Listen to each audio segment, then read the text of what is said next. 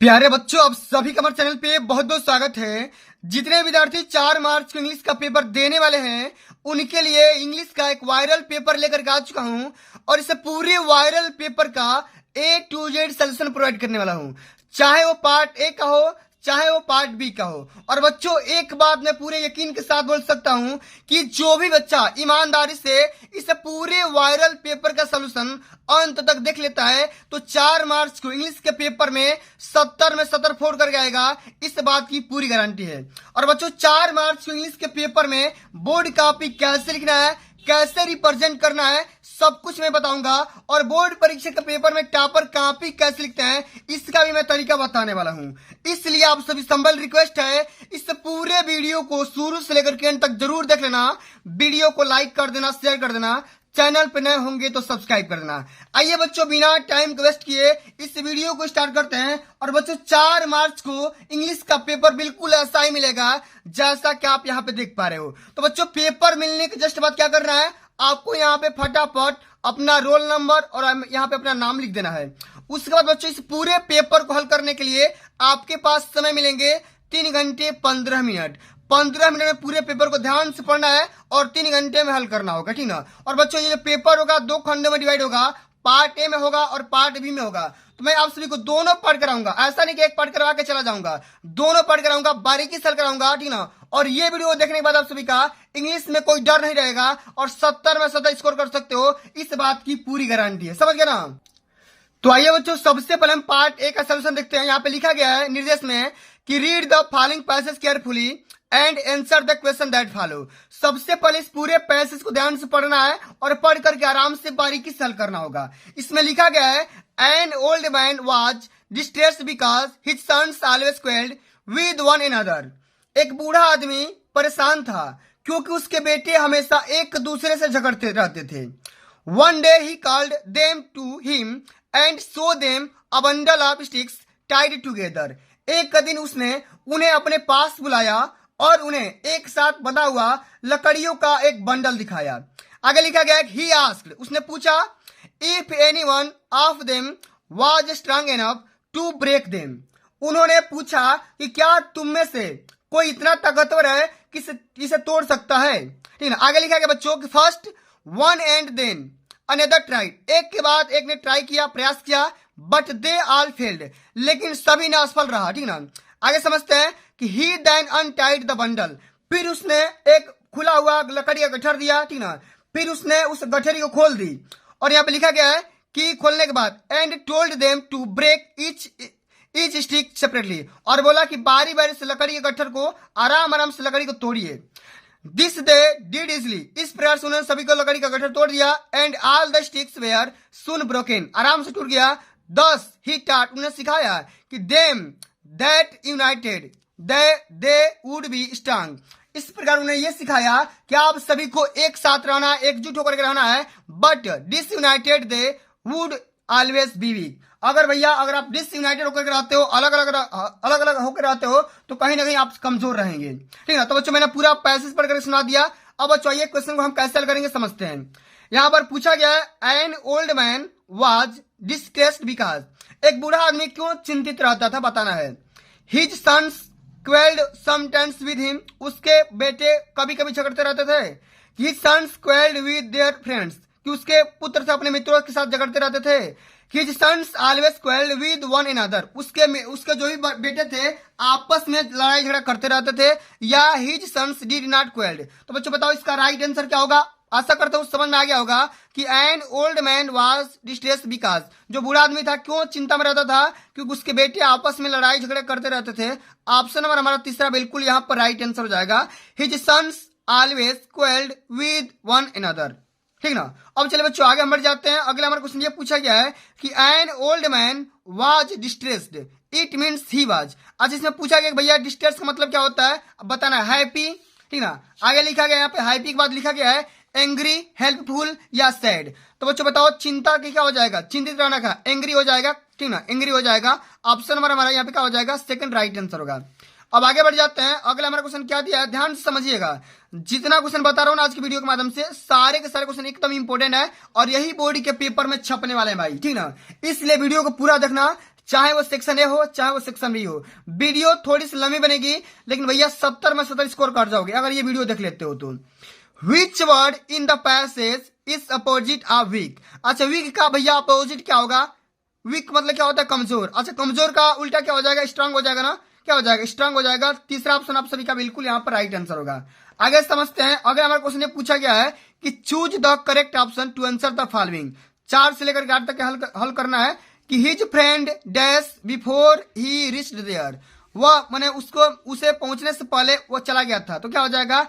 His friend had gone हो जाएगा। क्या होगा? हैड गॉन हो जाएगा। ऑप्शन नंबर यहाँ पे सी बिल्कुल राइट आंसर होगा। आगे समझते हैं। If you do not want anything more. यदि आप कुछ भी चीजों को ज्यादा नहीं चाहते हैं, यूर आप क्या हो सकते हो? तो आपको सेटिस्फाई बोला जाएगा। डी ऑप्शन आप सभी का बिल्कुल यहाँ पर राइट आंसर हो जाएगा। सभी क्वेश्चन कभी कभी रट लो भैया, क्योंकि यही सारे क्वेश्चन छपने वाले हैं, ठीक ना। चलिए बाद में मत कहना कि सर आप नहीं बताए। अगला हमारा क्वेश्चन पूछा गया, रीअरेंज करना है कि she lot a money a borrowed has them from. तो बच्चों इस क्वेश्चन का राइट आंसर क्या होगा? तो मैं इसका राइट आंसर बता रहा हूं। इसका राइट आंसर ये होगा, देखो यहां पर लिखा गया है कि she has borrowed a lot of money from them. उसने उनसे बहुत सारा धन या पैसा उधार ली थी, ठीक है। चलिए यहाँ पे चौथा ऑप्शन क्या हो जाएगा? बिल्कुल करेक्ट आंसर हो जाएगा। आगे समझते हैं। Which of the following words is miss spelled. बच्चों ये जो क्वेश्चन है बोर्ड के पेपर में हर साल पूछा जाता है, ठीक ना, करेक्ट करने के लिए और इनकरेक्ट पहचानने के लिए।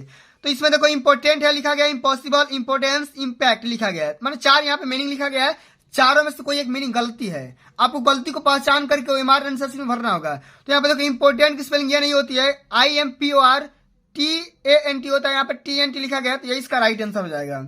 यही गलती है। आगे समझ लेते हैं कि fill in the gap with a suitable preposition fruits were distributed those 5 days. तो यहाँ पे सुटेबल प्रीपोजिशन क्या रहने वाला है आपको बताना है कि डिस्ट्रीब्यूटेड इन दोज 5 होगा कि क्या होगा। तो बच्चों देखो 5 बच्चों में बांटा गया ना, तो यहाँ पे क्या हो जाएगा? एमांग का इस्तेमाल किया जाएगा। जब 5 बच्चों में बांटा जाएगा फल को तो क्या होगा? एमांग आएगा। जब 2 में बांटेंगे तो क्या हो जाएगा? वहां पर बिटवीन रहता है, ठीक ना। चलिए आगे समझ लेते हैं। अगला हमारा जो क्वेश्चन पूछा गया, ध्यान से सुनिएगा कि read the following passage carefully and answer the question that follow. क्या करना है? सेम वही वाला करना है पहले वाले क्वेश्चन की तरफ से, ठीक ना। कि but suddenly a strong wind began to blow and along with the rain very large hailstone began to fall. These truly did resemble new silver coins. The boys exposing themselves to the rain ran out to collect the frozen fields. अच्छा इसका अर्थ क्या होगा? इसका अर्थ निकालेंगे तो लेकिन अचानक तेज हवा चलने लगी। बिगेन टू भाई वाइंड क्या हो जाएगा? लेकिन अचानक तेज हवा चलने लगी और बारिश के साथ साथ बहुत बड़े बड़े ओले भी गिरने लगे थे। ये वास्तव में नए चांदी के सिक्के के समान थे, ठीक ना। और लड़के खुद को बारिश से बचाते हुए जमे हुए मोतियों को इकट्ठा करने के लिए बाहर निकल पड़ा, जो कि आपका लेंचो था, ठीक है ना। लेंचो के बारे में लिखा गया है और उसी वाले चैप्टर से लिया गया है। अब इसमें यह बताना है कि among with the rain began to fall. अब देखो यहाँ पे डैश क्या होगा बच्चों? यहाँ पे फॉल क्या हो जाएगा? हेलस्टॉन हो जाएगा। क्या हो जाएगा? ऑप्शन नंबर यहाँ पे सेकंड राइट आंसर हो जाएगा, ठीक ना। क्योंकि भैया जो बूंदे थी वो बहुत तेजी से के साथ गिरने लगी थी। आगे समझ लेते हैं कि द कन्फील्ड बिलोंग टू। कन्फील्ड किससे बिलोंग करता है? तो भैया लेंचो से बिलोंग करता है, क्योंकि ये लेंचो वाले चैप्टर से लिया गया है। ऑप्शन नंबर यहाँ पर डी बिल्कुल राइट आंसर हो जाएगा।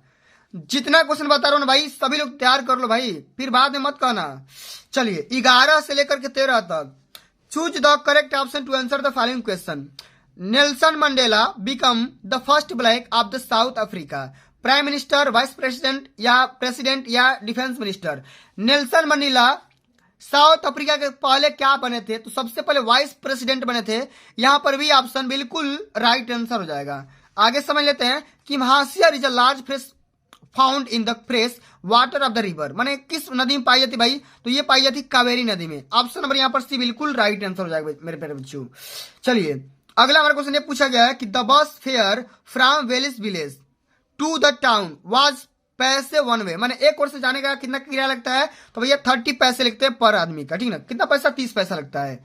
चलिए आगे देख लेते हैं। अगला हमारा क्वेश्चन क्या बोला गया है कि read the given extract and choose the correct option to answer the question that follow, ठीक ना। इसमें क्या करना है? Some say the world will in the fire, some say in the ice, और यहाँ पे आगे भी लिखा गया है कि from what I have tasted of desire I hold with those whose favour. तो बच्चों यहाँ पे देखो, ये जो फायर एंड आइस वाले चैप्टर से लिया गया, आप सभी को पता होगा।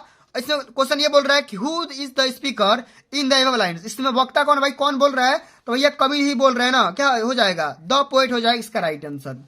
आगे समझ लेते हैं, in the speakers opinion the world will in the fire and ice हो जाएगा, दोनों यहाँ पे हो जाएगा, फायर भी होगा और आइस भी हो जाएगा। सी ऑप्शन आप सभी का बिल्कुल करेक्ट आंसर हो जाएगा यहाँ पर।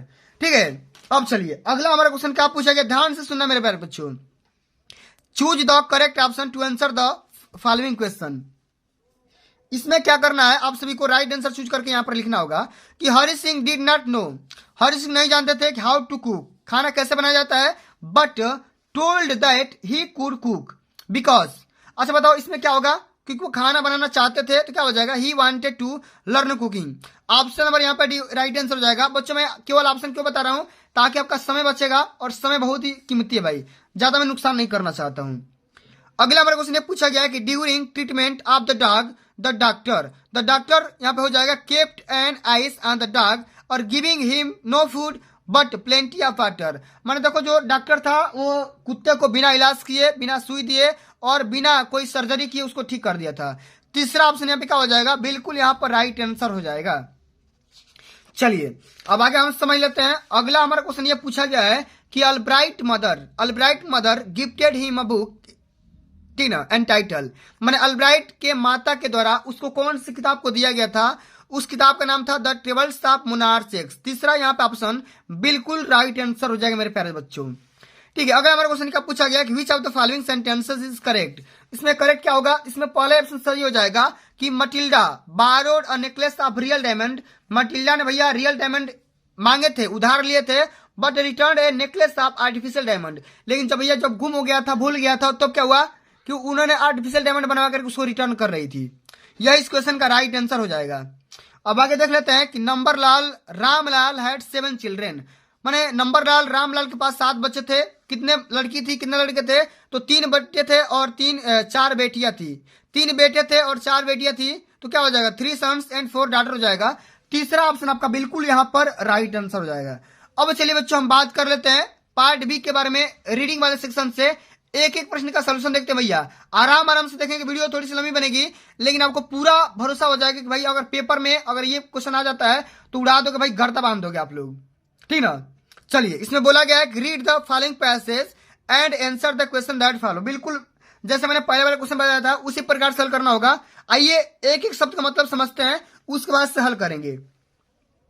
इसमें लिखा गया कि we sometimes think that it would be very nice to have no work to do.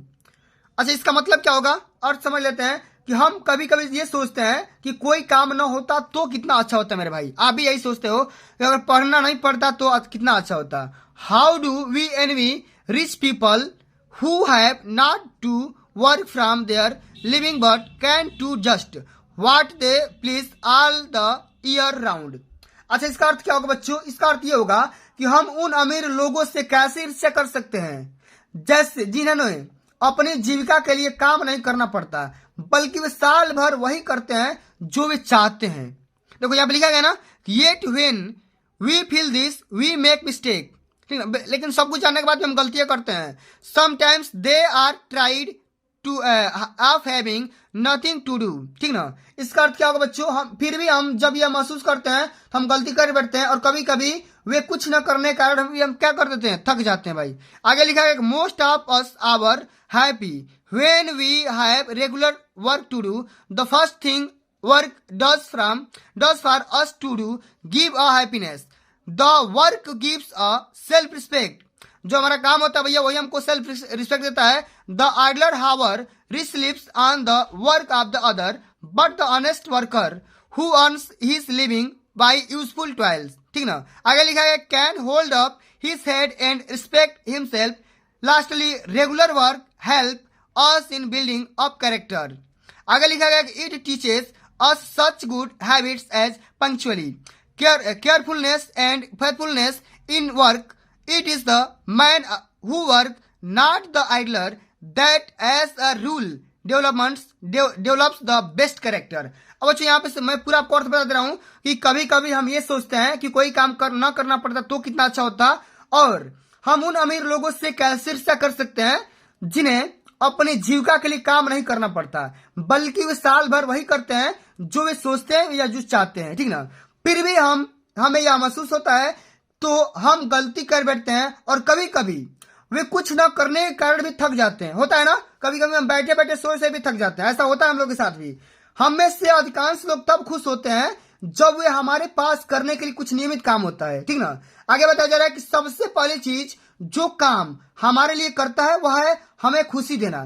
कार्य हमें आत्मसमानता देता है। आलसी व्यक्ति चाहे कितना भी अमीर क्यों ना हो जाए, दूसरों के काम पर जीवन व्यतीत करता है, लेकिन जो ईमानदारी से कार्य करता है वही उपयोगी में परिश्रम में काम करता है और आजीविका कमाता चलाता है। वह अपना सिर ऊंचा करके अपना सम्मान कर सकता है और अंत में नियमित कार्य करते रहने से निर्माण में मदद कर रहता है। और हमें आगे ये बोला जा रहा है कि यह हमें समय की पाबंदी, सावधानी और कार्य में निष्ठा जैसी अच्छी आदतें सिखाता है। नियमतः हम ये बोल सकते हैं काम करने वाला व्यक्ति सर्वोत्तम चरित्र वाला विकसित होता है, न कि आलसी व्यक्ति आइडलर मैन।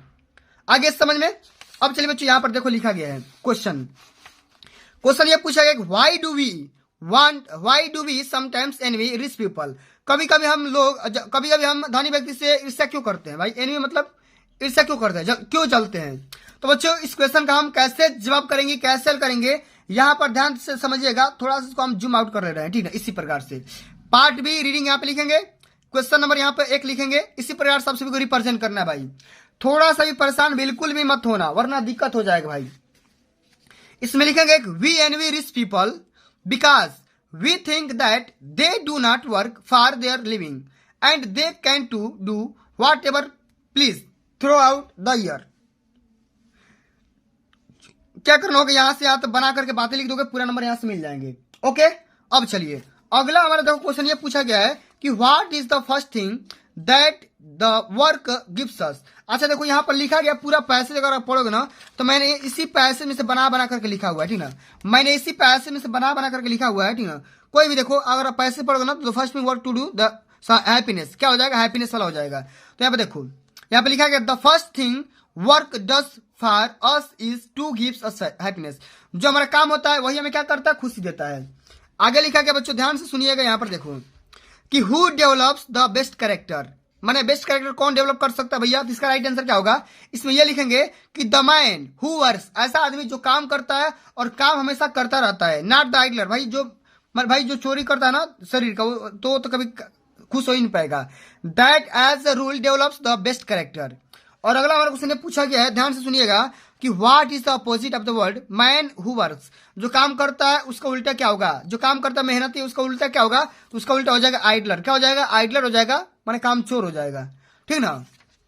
चलिए अब आगे बढ़ जाते हैं। अगला हमारा क्वेश्चन बच्चा पूछा गया, ध्यान से सुनना, सारे के सारे क्वेश्चन इंपोर्टेंट है और यही क्वेश्चन पेपर में पूछे जाएंगे और राइटिंग वाले सेक्शन से पक्का आएगा भाई क्वेश्चन। 4 नंबर का क्वेश्चन ये तो आता है राइटिंग वाले सेक्शन से, ठीक ना।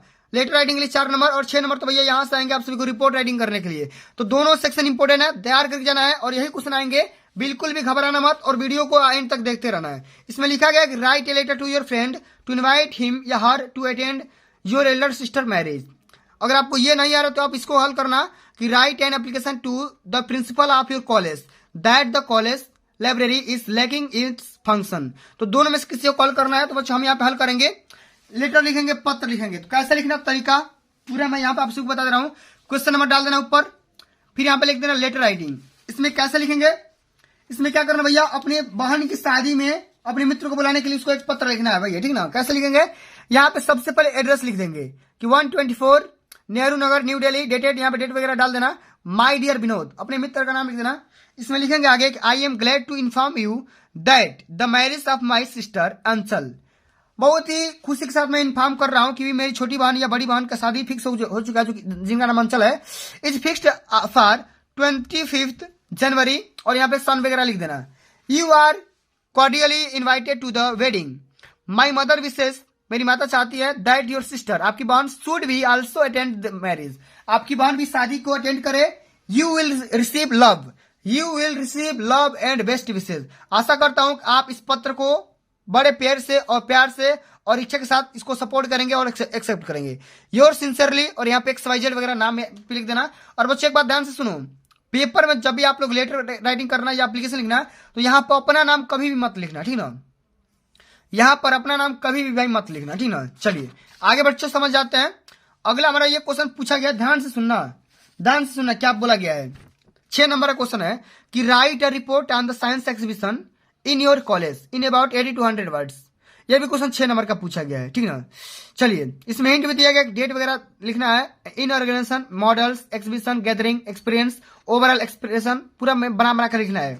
अगर आप इसको नहीं करोगे तो इसको हल करना कि take clues given below, write an article on uses and misuses on mobile phones. आप सभी को मोबाइल फोन की यूज और मिस यूज के बारे में लिखना होगा और ये भी 80 से लेकर 100 शब्द में लिखना होगा और यहाँ पे इसके हेडिंग वगैरह दिए गए, इसी को इंक्लूड करके लिखना होगा। तो बच्चों हम इस वीडियो के माध्यम से हम हल करेंगे साइंस एग्जीबिशन के बारे में हल करेंगे और समझेंगे कि किस प्रकार से साइंस एग्जीबिशन पे आप सभी को रिपोर्ट राइटिंग तैयार करना है। तो बिल्कुल इसी आइडिया के साथ तैयार करोगे तो भैया एक भी नंबर ना कटेगा और पूरा का पूरा नंबर भाई मिलेगा, ठीक ना। आइए समझते हैं कैसे हल करेंगे, सुनिएगा। यहाँ पर इसमें लिखेंगे report on the science exhibition.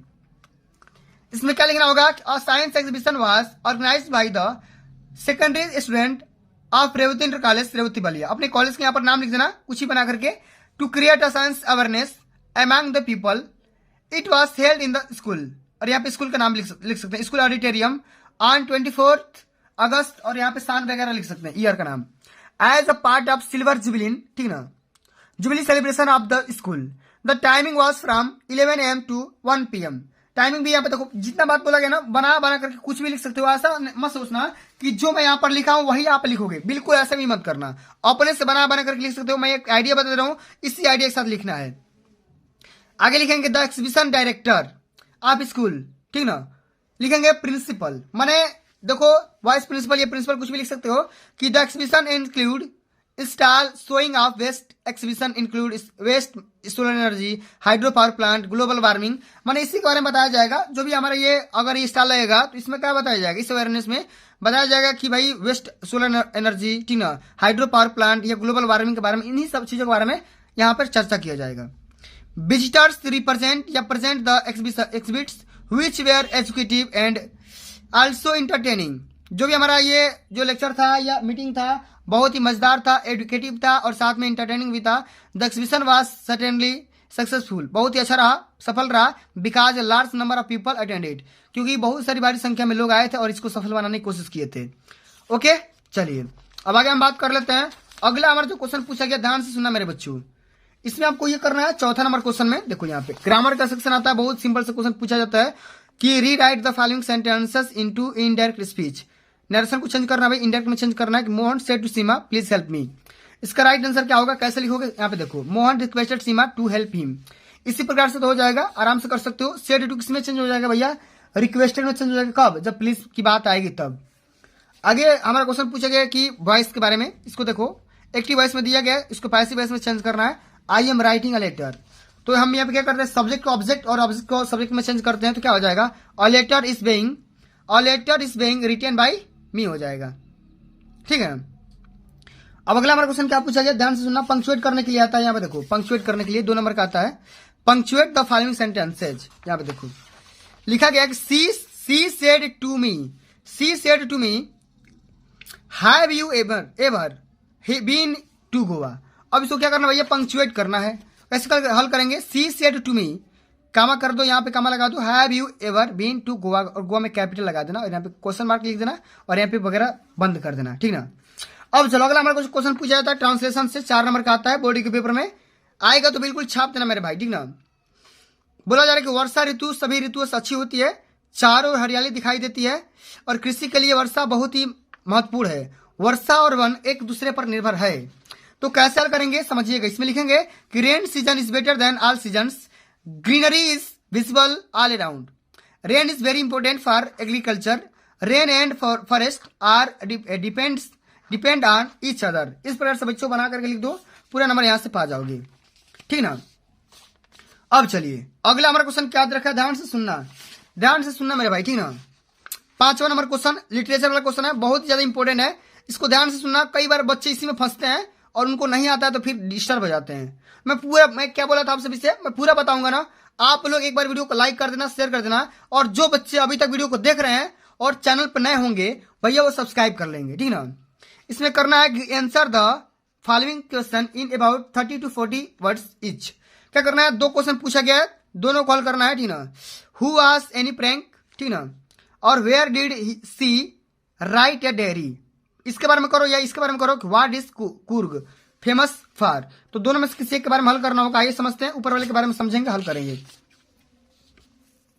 इसमें ये लिखेंगे कि एनी फ्रैंक और जेविस टीनेजर, भाई ये बहुत ही टीनेजर थी, छोटी लड़की थी, wrote a diary of her families 2 years in hiding, माने छोटे वर्ष में वो भी लिखना स्टार्ट कर दी थी और वो हाइडिंग हो चुकी थी, माने भूल गई थी सन 1942 से 44 में, during the German occupation of the Netherland in world war second के टाइम में क्या हो चुकी थी, गुम हो चुकी थी, ठीक है। अब बच्चों अगला हमारा क्वेश्चन पूछा गया ये वाला क्वेश्चन कि what was Lencho remark for post office employees, या आप इसको हल करिए, नहीं तो इसको हल करिए, what was the meaning of freedom for Mandela. दोनों में किसी एक के बारे में हल करना है, तो हम यहाँ करेंगे ऊपर वाले का, कि as a young boy and a student Mandela idea of freedom was to be able to stay out all night, read whatever he decide and go to where to choose, ठीक ना। इसी प्रकार से बच्चों आप सभी को answer करना होगा, और आंसर का आप तो सोल्यूशन जानते ही होंगे, ठीक ना। चलिए यहाँ पर लिखा गया answer any one of the following in about 60 word. 4 number question पूछा गया, ध्यान से सुनना मेरे भाई। लिखा गया व्हाट डिड किस्सा गौतमी लर्न अबाउट डेथ, या तो इसको करो नहीं तो इसको करो कि how did the bus conductor receive valley. तो दोनों में से किसी को हल करना है। आइए हम किस्सा गौतमी वाले क्वेश्चन को हल करेंगे, समझेंगे। तो बिल्कुल इसी प्रकार से इसी अंदाज में लिखना होगा कि किस्सा गौतमी अंडरस्टूड, समझ चुकी थी, that death is common to all, माने मृत्यु जो है ना सब में कॉमन है भाई, सबको मरना है एक दिन, and that she was being selfish in her grief, she understood, वो समझ चुकी थी, this only the second time because it was then that she found that there was not single house where some beloved had not died. इसी प्रकार से आप सभी को लिखना होगा भैया, तभी जाकर पूरे पूरे नंबर मिलते हैं, वरना ज्यादा माने काट पीट नहीं करना है, ज्यादा आप सब नहीं लिखना है, ठीक है ना। चलिए अब आगे हम बढ़ जाते हैं। अगला हमारा क्वेश्चन क्या दे रखा है, ध्यान सुनना, कि how will you know in the jungle whether it is the Asian lion or some other beast. तो भैया आप इसको हल करिए, दोनों में भैया बताओ, नहीं तो ये बताओ कि right 4 lines of any poem prescribed in your syllabus. देखो या तो भैया 4 लाइन कविता लिखो, नहीं तो ऊपर वाले का हल करो। तो भैया हम 4 लाइन कविता लिख देंगे, भैया हमको यही आसान लगता है। इसमें लिखेंगे सम say the code, some say the world will in the fire, some say in the ice, some what give tested of the desire, I hold with those who favor fire। तो आप सभी को कोई 4 लाइन कविता याद करके चली जानी है और यही को इसी को छाप देना है, ओके। चलिए अब अगला हमारा क्वेश्चन ये पूछा गया बच्चा, ध्यान से सुनना मेरे लाल, ठीक ना, ध्यान से सुनना। इसमें ये पूछा गया कि देखो, और इसमें देखो जो भी आप यहाँ पे लिखेंगे ना कविता, तो उसका माने इसके बारे में जो पेपर में आएगा ना उसके बारे में नहीं लिखेंगे। लिखा है right the central idea of the poem one of the following poem. माने देखो यहाँ पे 3 पोएम का नाम दिया गया है, तीनों पोएम में से किसी एक पोएम का आप सभी क्या करना भैया, सेंट्रल आइडिया लिखना होगा। तो सेंट्रल आइडिया कैसे लिखेंगे यहाँ पे ध्यान दो, मैंने यहाँ पर आप सभी को समझाने के लिए यहाँ पर लिख रखा है। इसी प्रकार से क्वेश्चन नंबर 8वां, इसमें करेंगे क्या, हम यहाँ पे करेंगे बच्चों एनिमल वाला। क्या करेंगे, एनिमल वाला को हल करेंगे, और एनिमल वाला के यहाँ पर आराम से यहाँ पे लिख देना सेंट्रल आइडिया जो मन में आए। इसमें लिखना what Whitman in the poem animal take या talk about the loss of humanity among humans, माने ह्यूमैनिटी के खतरों के बारे में या नुकसान के बारे में बताया गया है। The poet described how animal are better than human, माने ये बताया जा रहा है कि भैया जो जानवर है ना इंसान से कितने अच्छे हैं इसके बारे में समझाया गया है। ही से वो कहते हैं कि दैट ह्यूमंस बिकम कॉम्प्लिकेटेड, माने इंसान तो भैया पूरा है, संपूर्ण है, एंड फाल्स भी है। They have forgotten their true nature, वो अपनी सत्यता को भूल जाता है। They wants to earn more and more, वो भैया ज्यादा पैसा कमाना चाहता है। तो यह आप बना करके लिख दोगे, कुछ भी ऐसा नहीं कि यही लिखोगे तभी जाकर नंबर मिलेंगे, इसी से संबंधित कुछ भी बनाकर लिखोगे पूरे नंबर यहाँ से पा जाओगे, ठीक है ना। अब चलिए बच्चों, आई एम सॉरी मेरे भाई, थोड़ा सा डिस्टर्ब हो गया था, लेकिन कोई दिक्कत ना। चलिए अब अगला हमारे क्वेश्चन ये पूछा गया था कि answer any one of the following in about 30 to 80 words. क्या करना है, क्वेश्चन हमारा ये बोल रहा है कि what treatment did the doctor give to Tricki, माने डॉक्टर ने ट्रिकी का इलाज कैसे किया ये आपको बताना। या तो ये करिए नहीं तो ये वाला करिए कि when did the tahsildar sahib came to Bholi's village, ठीक ना।